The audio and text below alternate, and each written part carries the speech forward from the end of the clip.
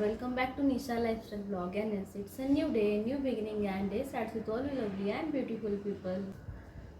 तर आता आपण भरपूर पौष्टिक असा मूग डाळीचा डोसा किंवा चिला करणार आहोत. तर व्हिडिओ शेवटपर्यंत नक्की बघा. त्यासाठी मी इथं हिरवे मूग घेतलेत, मोड आलेले. त्यानंतर कोथिंबीर, मिरची 3 ते 4च घ्या जर का तिखट असेल तर, आणि लसणाचे 3 ते 4 पाकळ्या बास आहेत. तर मिक्सरमध्ये हे मोड आलेले मूग घ्यायचे आपण.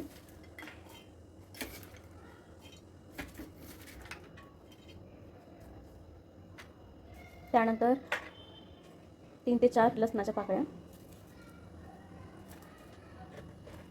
मिरची खूप तिखट आहे म्हणून मी 2च घेतले.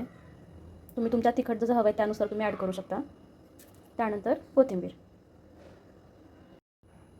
आणि ह्यामध्येच मीठ पण ॲड करायचं चवीनुसार, आणि थोडेसे जिरे, अगदी चिमूटभर.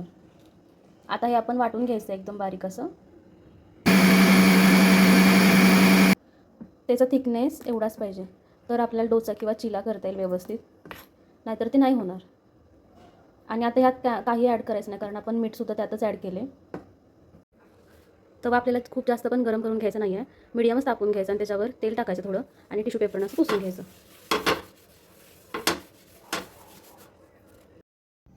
तर आता डोसा टाकून घेऊया आपण तव्यावर. आणि यामध्ये ना टेम्परेचर खूप महत्त्वाचं आहे. जर का खूप जास्त टेम्परेचर झालं असेल तर डोसा आपला नीट येणार नाही. मंद आचेवरच त्याला होऊ द्यायचं, थोडा वेळ लागतो हे व्हायला, नाहीतर मग ते निघत नाही मग व्यवस्थित. आणि तुम्हाला ह्यामध्ये जर का अजून प्रोटीन हवं असेल तर तुम्ही पनीर ॲड करू शकता. अशा पद्धतीनं मी 1 क्यूब ॲड केले आहे पनीरचे. हा आपला दुसरा डोसा आहे. इथं आपला मस्त आणि परफेक्ट असा मुगाचा डोसा बनून तयार आहे.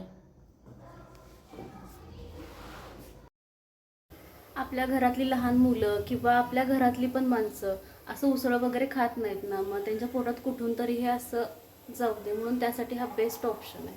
आणि ह्याच्यासोबत ना चटणीची पण गरज नाही लागत, इतकं हे छान लागतं. त्यामुळे चटणी वगैरे किंवा काहीच नाही लागत, ते असंच नुसतं पण छान लागतं. मी ना देवपूजा करत होते थोडा वेळ आधी, तर मला फोन आला की फ्लिपकार्टवरून की तुमचं पार्सल आहे. मी म्हटलं मी तर नाही कुठलं पार्सल मागवलेलं. मग ते बोलले की नाही 2 पार्सल आहेत ते, आणि तुम्ही घरी आहे का अवेलेबल म्हणून. तर बोलले हां आहे म्हटलं मी अवेलेबल. तर मी ते आता पिक केलं आहे ते मी पार्सल. हे एवढं मोठं आहे आणि मी तर काहीच नाही मागवलेलं. त्यामुळे मी एकदम सरप्राईज झाले की हे काय आहे, ते पण एवढं मोठं नवीन, काय माहिती काय आहे.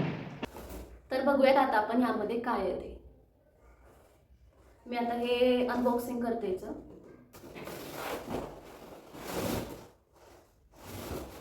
एक मिनिट.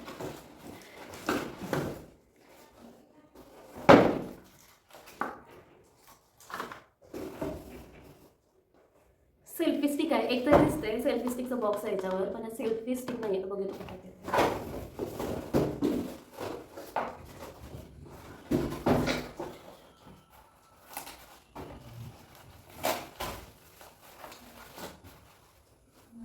पण यात त्या बॉक्समध्ये पण सेल्फी स्टिक कुठंच नाही आहे, आणि ह्यामध्ये पण नाही आहे, रिकामाच आहे बॉक्स.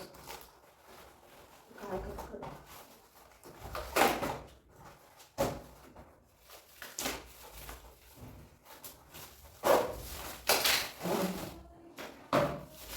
अच्छा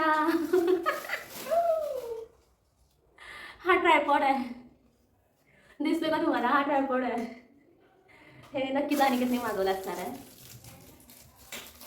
कसलं मस्त मला आहे, म्हणजे अनएक्सपेक्टेडच होतं ते. त्याच्यासोबत ना ह्या ट्रायपॉड सोबत ना ही बहुतेक सेल्फी स्टिक पण आहे. हे काय हे दिसतंय ना इथं सेल्फी स्टिक आहे, परत त्याची पिशवी पण आहे, आणि त्याचं हे स्टँड पण आहे, बहुतेक फोन होल्डर आहे.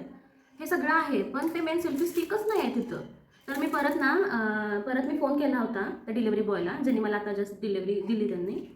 तर ते बोलले की तिथं रिटर्नचं ऑप्शन आहे. मी म्हटलं रिटर्न कसं करू मी, ह्याच्यात काहीच नाही आहे. मी सगळं चेक पण केलं आहे. आता बॉक्स आहे म्हटल्यावर ह्याच्यामध्ये आत प्रोडक्ट तरी पाहिजे ना. आणि ना फ्लिपकार्टवरून मी खूप साऱ्या गोष्टी मागवते, खूप साऱ्या म्हणजे खूप खूप काय काय मागवते मी. पण आजपर्यंत मला एखाद दुसरं मला डॅमेज निघाला असेल प्रोडक्ट ते, तर मी ते रिटर्न केलं. पण आजपर्यंत हे असं काही नव्हतं मला एक्सपिरियन्स आला फ्लिपकार्टचं. काहीच कळत नाही. इतकं छान वाटत होतं की हे गिफ्ट मिळालं मला. अजून त्यांना पण माहीत नाही मी हे बघितलंय का काय, आता त्यांना कळेल ते व्हिडिओ थ्रू.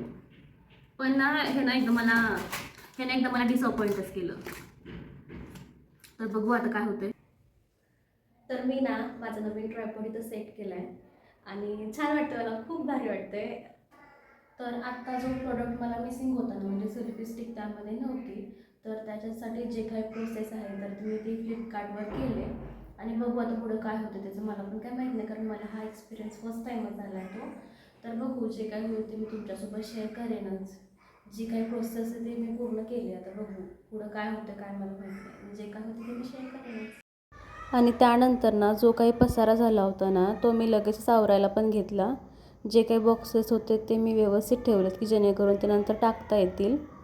आणि नंतर लगेच झाडून पण मारून घेतलं आणि सगळं स्वच्छ केलं.